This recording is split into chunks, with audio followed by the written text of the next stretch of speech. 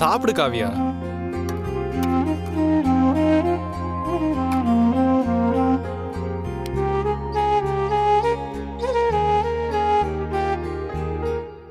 நான் இங்க ஒருத்தி சமைச்சு வச்சுட்டு உட்கார்ந்திருக்கேன். இப்படி பண்ணா என்னடா அர்த்தம்? நீ சமைச்சது எங்களுக்கு வேணான்னு அர்த்தம். தூக்கிட்டு போய் குப்பையில கொட்டு. ஏண்டா ஏண்டா இப்படி பேசுற? வேற எப்படிமா பேச சொல்ற? எனக்கு புரியல, நீயே சொல்லு.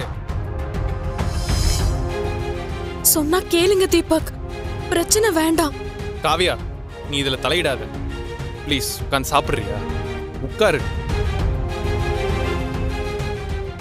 என்னன்னு காரணம் சொல்லாம எதுக்குடா இப்படி என் மேல கோவப்படுற?